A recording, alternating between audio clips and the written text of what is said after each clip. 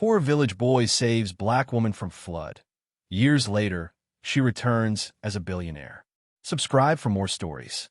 The rain fell with a vengeance, as if holding a personal grudge against the small, forgotten village nestled deep within the riverlands. The sky had torn open without warning. Weather reports predicted the great storm would track farther north, but it had veered from its course with a mind of its own. In less than an hour, the murky creek had swollen over its banks. The narrow, dirt paths disappeared, and the heavens took on the color of bruised, old iron. Emeka Bassi had just finished patching a neighbor's leaking roof when the sound reached him. It was a thin, frantic cry, carried on the wind like a sharp blade slicing through the humid air. "Help! I can't swim." He stood frozen as the downpour hammered his shoulders. Thick mud clung to his worn boots, yet his body was already in motion before his thoughts could catch up. He sprinted down the slick, sloping path that led to the old timber bridge spanning the lower creek. The water was already licking at its supports. Through the sheeting rain and his own rising fear, he saw it. A black luxury SUV, half swallowed by the current and wedged sideways against the bridge. A light blinked weakly beneath the churning water. Inside, a woman was beating her fists against the glass. Emeka shed his soaked jacket and leaped onto the railing, then onto the vehicle's hood. The current rocked the SUV like a child's toy. He wrenched a metal tool from his belt and, with 3 powerful blows, shattered the passenger window. Glass shards exploded into the dark torrent. Her screams subsided into desperate gasps for air. "I can't. Please, I can't breathe." He reached inside, grabbed her seatbelt, and severed it with a small utility knife. "I have you," he urged, his voice steady, trying to hold her gaze. "Look at me. You're coming with me." She was drenched and trembling violently, barely coherent. "I don't know how to—" "Don't think about swimming. Just hold on to me." He seized her arm and hauled her through the window, just as the SUV groaned beneath them. The rear of the vehicle lifted. It was about to go under. "Now!" he yelled, flinging her arm over his shoulder. We moved fast. The current struck them like a physical blow. Emeka kicked hard, fighting the river's greedy pull. Debris rushed past them. Tree limbs, plastic bottles, a child's forgotten toy. The woman clung to him as if he were breath itself, coughing and sputtering water. "Stay with me," he shouted over the roar. "You go, I go. I'm not letting you go." Her fingers tightened on his arm. It took every ounce of his strength to drag her along the water's edge until they reached the skeletal remains of an old storage hut, mostly collapsed against the high riverbank. He pulled her inside, using a rusted wheelbarrow to barricade the opening. As the water continued to seep in, they collapsed onto the wooden planks, both of them heaving for air. The floodwater lapped at their ankles. Emeka found an old cover in a corner and wrapped it around her shivering frame. The woman's eyes fluttered, struggling to focus. Where are we?" "Somewhere dry enough," he replied, crouching beside her. "That's all that matters now." He couldn't make out her features in the gloom, only the line of her jaw and the frantic rise and fall of her chest. He touched her forehead. She was feverish. Shock was setting in. He dug into his pack and produced a foil blanket, a half-eaten bar of ground nuts, and a small bottle of water. "Here, eat. Drink a little." She attempted to sit up, but her body wouldn't obey. Emeka helped support her. "No heroics tonight. We are not dying in a forgotten hut." A weak laugh escaped her lips. "That's good to hear." Thunder rumbled overhead, and rain hammered the tin roof like angry fists. The water was now knee-deep, but the structure was holding. "Do you have a name?" he asked, trying to keep her conscious. She hesitated. "Hey," he repeated. "Okay, I'm Emeka." She managed a slight nod. "Thank you, Emeka." The water was frigid. His legs were numb, but he paid it no mind. He sat close to her, gently holding her wrist to monitor her pulse, keeping her awake with stories about his village, about the grandmother who had raised him, and about the time he was chased by a stubborn goat named Baba. She laughed, a real and genuine sound, and somewhere between the flood and the fear, in that half-submerged shelter, Emeka forgot about the storm. She drifted off to sleep near sunrise, her hand still clutching his. He had not let go. The rain softened with the approaching dawn, but the floodwaters had yet to recede. Gray light filtered through the warped timbers of the hut, illuminating the aftermath of a night that felt eternal. Emeka had not slept. The woman, or whatever her name was, lay wrapped in the foil blanket, her breathing finally even, her forehead cool to the touch. Her wet hair was plastered to her cheek, and her hands, once trembling, now rested peacefully. He had kept a small fire going with dry bark he'd found in an overturned drum and had split the rest of his groundnut bar between them, insisting she eat her share. She was more awake now, and calmer, but there was a guarded quality about her. When her eyes opened and met his, she didn't look away, offering only the faintest of smiles. "I need to leave as soon as it's possible," she said, her voice still raw. Emeka nodded. "Of course. The roads are washed out, but the emergency boats have been working the lower river since first light. I have a friend with a radio. I'll get someone out here." She pushed herself up, wincing. "It's not that I want to leave. I have to." He could have asked so many questions. Who was she? Why was she driving a luxury vehicle over a dead-end bridge during a historic storm? Why was she alone? Why did she seem to be fleeing something? But Emeka had been raised among people who carried their pain in silence, as if speaking it aloud might give it power. He understood the grace of not prying.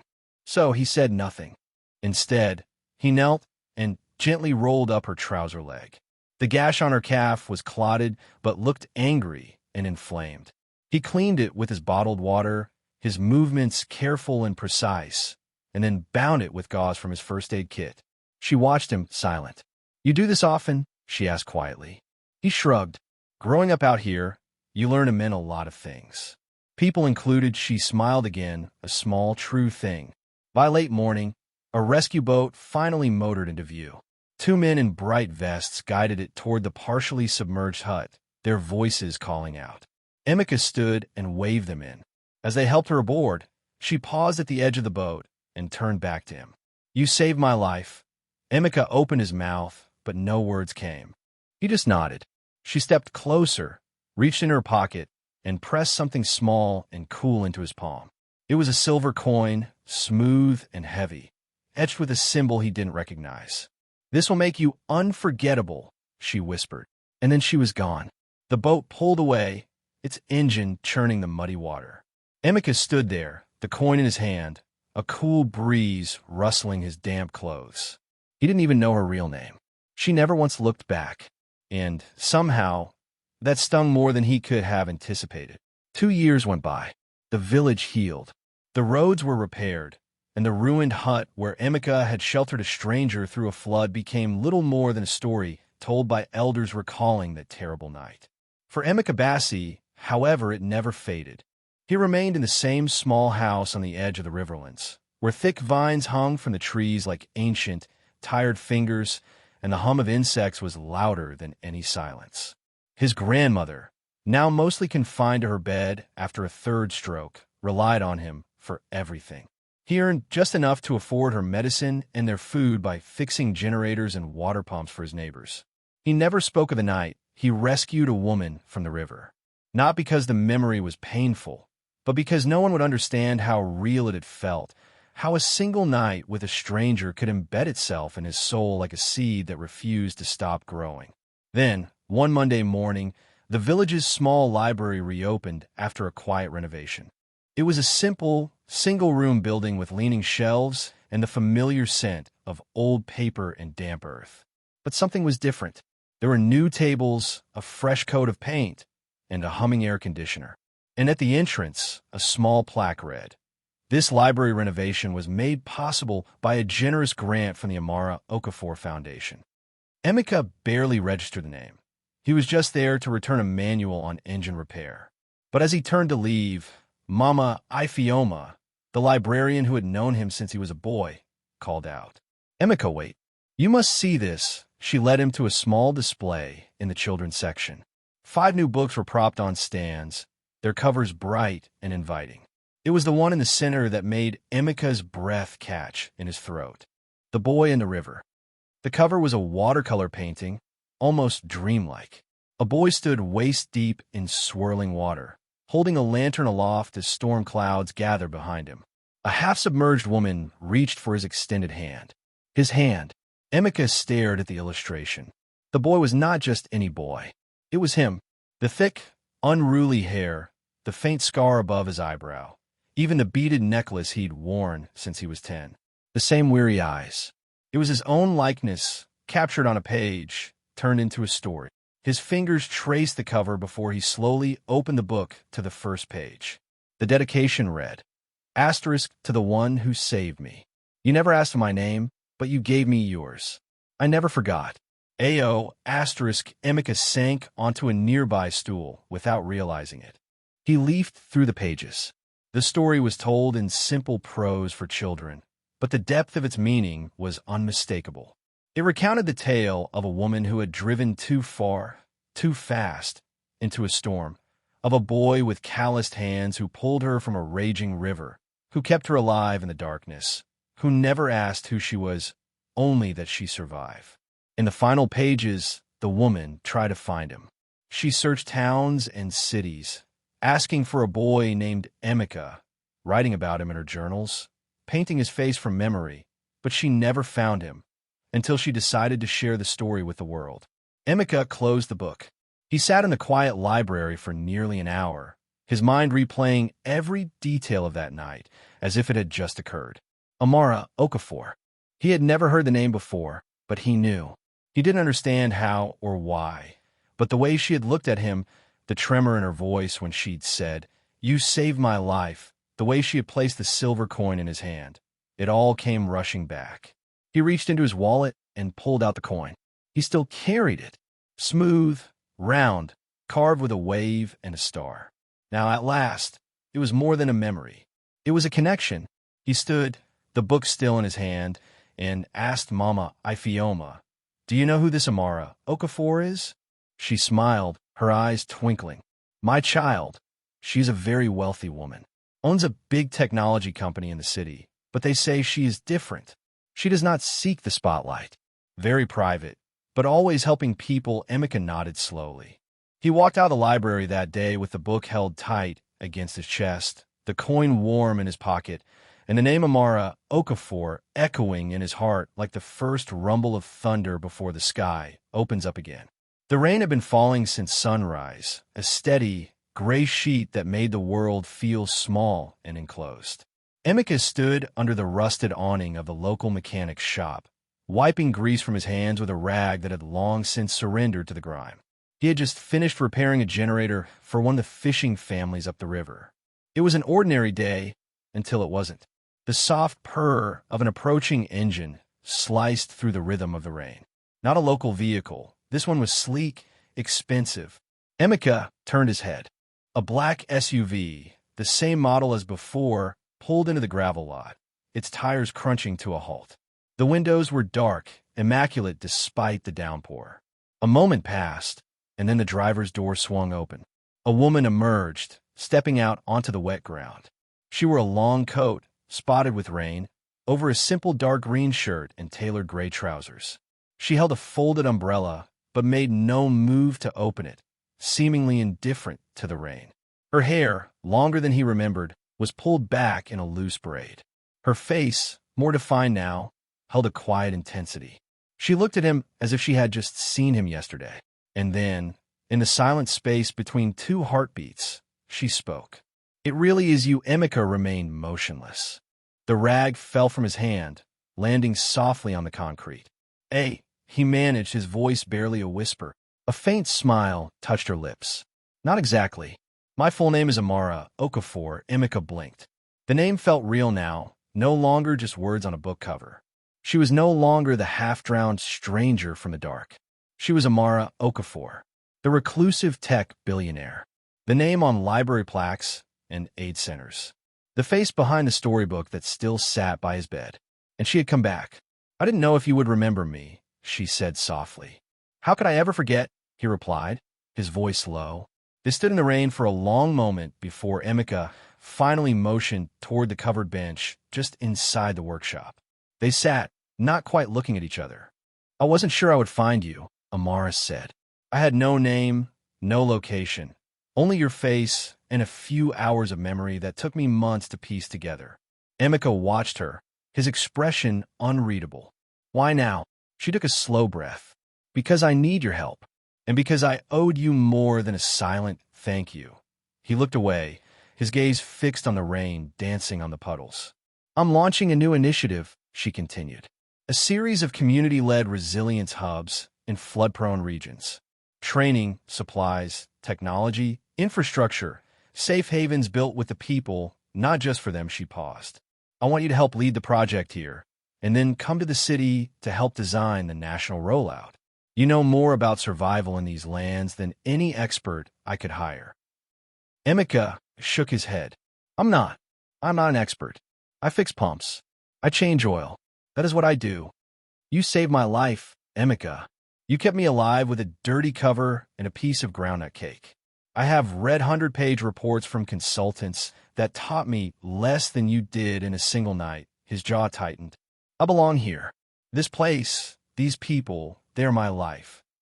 I'm not asking you to leave them, she said gently. I'm asking you to build something that ensures they're never left behind again. He looked at her then, truly looked.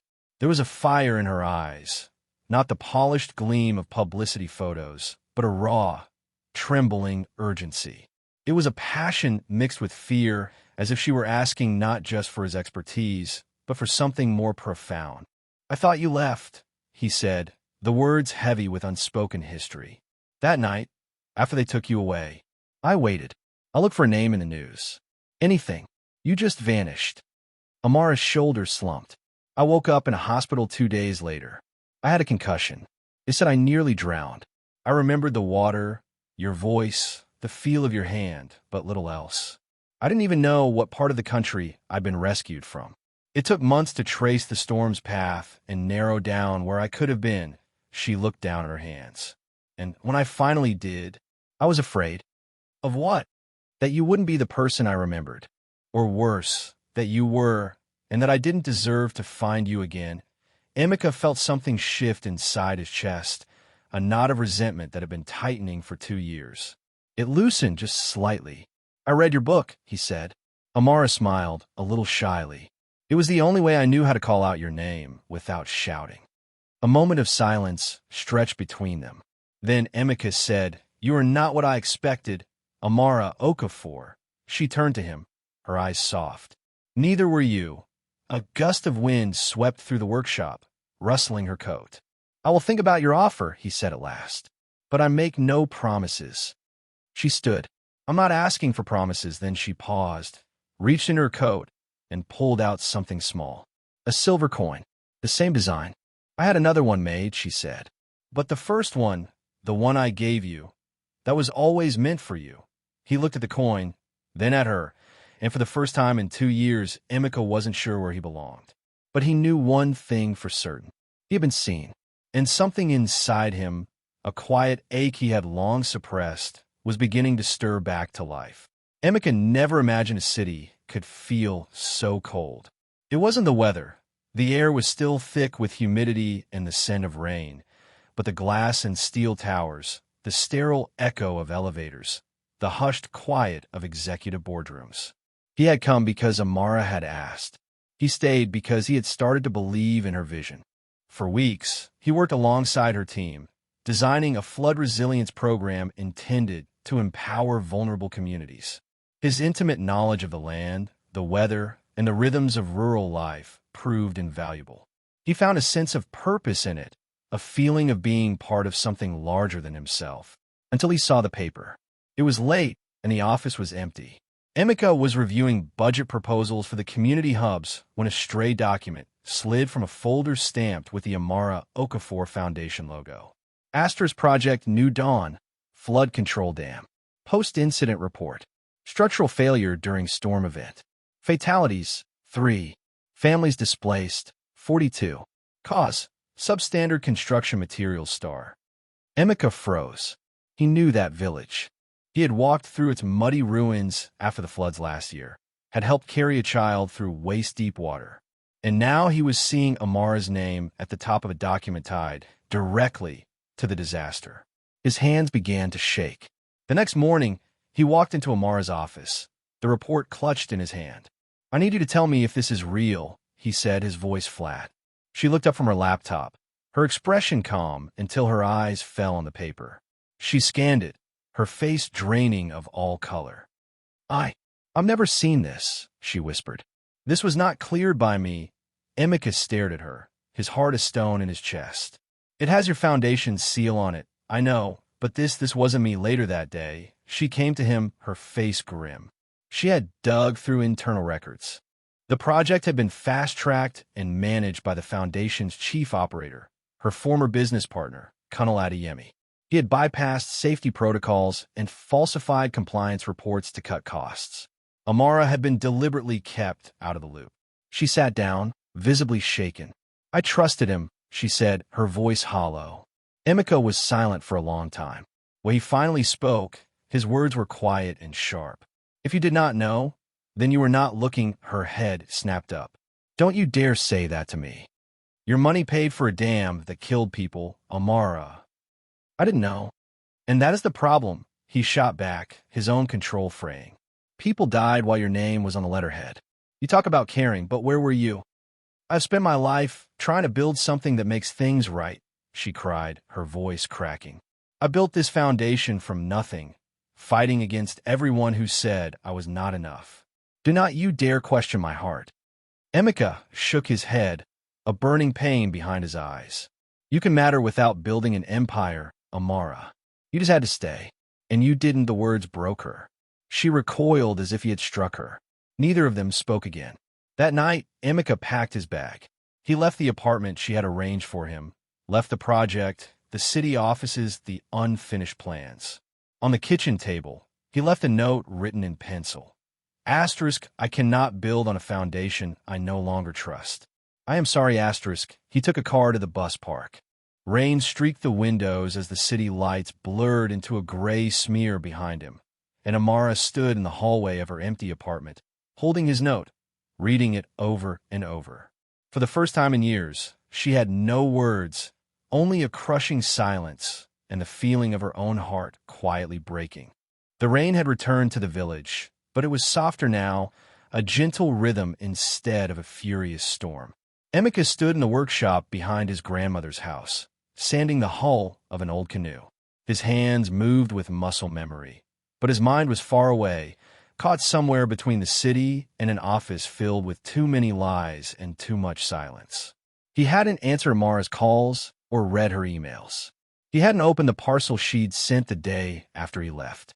He wanted to erase her from his thoughts, but he could not forget the look on her face, half defiant, half shattered, or the way his own heart had fractured as he walked away. One late afternoon, her car appeared again. The same sleek vehicle, the same dark windows. But this time she didn't get out. A package was left on his front step. There was no knock, no waiting. She just left it and drove away, down the muddy track, as if she would not force her presence on him ever again. Emeka watched from the shadows, his heart warring with itself. He didn't move. The package contained a leather-bound journal, thick and worn at the edges. Inside was her handwriting, neat, clear, and painfully honest. Page after page, Amara had laid her soul bare. The first entry was dated 3 weeks after the flood. Asterisk, "I don't remember everything, not the way I want to, but I remember his voice. It was steady when the world was falling apart." Asterisk, there were childlike sketches of a storage hut, of Emeka's face from memory, of the silver coin. There are notes from her search, dead ends, and entries detailing days she wept when no one was watching. Another entry, months later. Asterisk, "Every boardroom feels louder after the quiet of that hut. Every round of applause feels more empty." Asterisk, page after page, explained how she built her foundation to give her survival meaning. How in every village she funded, she searched the faces for his eyes, how she never stopped wondering if he had found peace. And then, on a single page with one sentence in the center, she had written, Asterisk, "You think I left, but the truth is I never truly arrived. Emeka. Not until you star." He didn't realize he was crying until the ink on the page blurred. Salt and sorrow mixed until the words bled into one another. For years, Emeka had carried the burden of being left behind, telling himself that he was just a footnote in the story of a woman destined for bigger things. But this journal, this was not a performance. This was a woman revealing her deepest self, with no guarantee he would ever read it. He closed the book slowly, pressing it to his chest. The next morning, he went to the edge of the village, to the spot where the river met the road, where travelers either turned back or pressed onward. She was there, sitting on a bench near the water, her coat pulled tight as she watched the current swirl. Emeka approached without a word. Amara looked up, her breath catching, but she didn't speak. She let him come to her. He sat beside her, the silence between them full, not empty. Finally, he said, "I don't want to be angry anymore." Amara turned her head, her voice just as quiet. "I don't want to be anyone else anymore." They sat with that truth suspended between them. It was not a confession or a promise, but a shared understanding between two people who had run out of ways to pretend. She didn't ask if she could stay. He didn't ask why she had come. That night, Emeka made stew on the stove while she chopped carrots with a calm, focused precision.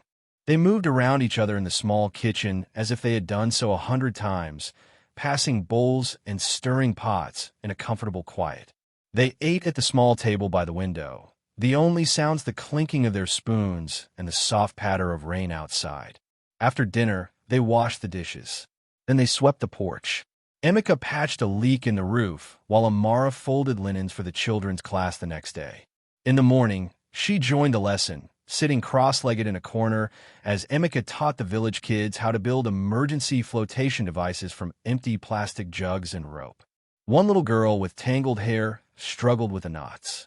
Amara knelt beside her, patient and gentle. "Here," she said softly. "Loop it like this. Now pull it tight, but not too tight." The girl looked up at her. "Are you a teacher, too?" Amara smiled. "Something like that." Later, after the children had run off, Emeka handed Amara a warm cup of tea. She drank it slowly. "You don't have to stay," he said. "I know. I'm not asking for anything. I know that, too." He looked at her, searching her face for something he couldn't name. She met his gaze without flinching. "You don't owe me anything, Amara." "I'm not here because of a debt," she replied. "I am here because I want to be—" He didn't answer, just let out a slow breath and nodded. There was no grand embrace, no swelling music, no declarations of love. But she didn't leave, and he didn't ask her to. They simply kept showing up, for each other, for the village day after day. They taught children. They mended fences. They shared quiet laughter. And in the silent hours, they stood side by side, planting seeds of something that had nothing to do with storms or rivers or famous names. They were planting trust, and it began to grow, because they had both learned that love wasn't always about falling. Sometimes it was about staying, and for the first time in their lives, both Emeka and Amara had finally stopped running. 8 months later, the Floodlight Center stood tall and proud at the edge of the village. It was not a grand structure. There were no marble columns or media ceremonies, just clean white walls, sturdy shutters, and a bright blue roof that gleamed under the sun. Inside, there were shelves of books, classrooms with maps and first aid kits, a small clinic stocked with medicine, and a workshop with ropes, life vests, and rain boots hanging in neat rows. It was built with donated materials and tireless labor. More than anything, it was built by the hands and hearts of the people who had once been forgotten. Emeka stood on the front steps during the small opening celebration, wearing a simple button-up shirt and boots still smudged with paint. Children sat cross-legged near the makeshift stage, while elders watched from folding chairs, dabbing at their eyes. Amara stood just behind him, her hand resting gently on the small of his back. Emeka took a breath and stepped forward. "I have never given a speech," he began with a soft chuckle. "And I do not plan to start now." The small crowd laughed. He looked out at their faces, at lives shaped by water, by neglect, by chance. "I pulled her from a flood once," he said, nodding toward Amara. "But she pulled me from something deeper. She saved me from drowning in my own doubt, from believing that a small life had to mean a small dream." He turned, his smile reaching his eyes. "I never knew who she was then. I just knew she needed saving. It turns out so did I." Applause rippled through the gathering. Amara stepped up beside him, but didn't take the microphone. She simply waved once, smiled, and whispered, "Thank you, it was enough." She was no longer the untouchable billionaire from the magazines, no longer Amara Okafor, the titan of industry. She was just Amara, a woman who had found her reason to stay. That evening, after the chairs were stacked and the last piece of cake was eaten, Emeka and Amara walked to the small wooden bridge that crossed the slow-moving river, the very place where everything had begun. The setting sun painted streaks of gold across the water. Amara leaned on the railing, gazing at her reflection. "You know," she said, "the woman who drove her car into that flood. I didn't like her very much." Emeka stood beside her, listening. "She was lost," Amara continued, "long before the river rose to meet her." He reached into his pocket and pulled out a small, hand-carved box. Inside was a ring. Not gold or silver, but a smooth band shaped from cypress wood, polished by hand until it glowed with a soft, warm light. Etched on the inside, barely visible, was a single word: "Stay." "This is not a symbol of perfection," Emeka said, his voice quiet but sure. "It is a reminder of what endures after the storm passes." Amara looked at him, her eyes full and bright. She said nothing. She just nodded and held out her hand. Emeka slipped the ring onto her finger. They stood there, hands clasped, leaning against the old bridge as the sky deepened from orange to indigo. Behind them, the sounds of children's laughter echoed from the center's yard, their calls floating on the warm air. Ahead of them, the river shimmered with fading light. They didn't need music or promises. They just needed this moment. Two people, one love, and a bridge that no longer just connected two banks of land, but two lives. Once lost, now found. Because in the end, it was never about the flood. It was about who chose to stay after the water receded. Sometimes, love doesn't arrive with a grand flourish or a perfect plan. It shows up soaked in rain, a little bit broken, and asks in the quietest voice, "Can I stay?" This was not a fairy tale. This was real. A woman who had lost her way. A man who asked for nothing, but gave everything. In a small bridge in a forgotten village where love decided not just to visit, but to build a home. If this story stirred something in your soul, if it reminded you that hope can rise even after the flood, then don't forget to like, share, and subscribe to TribeAfriTales. Because here, we believe the heart never forgets the ones who saved it. Subscribe now for more stories that heal, inspire, and remind you that you are never too lost to be found.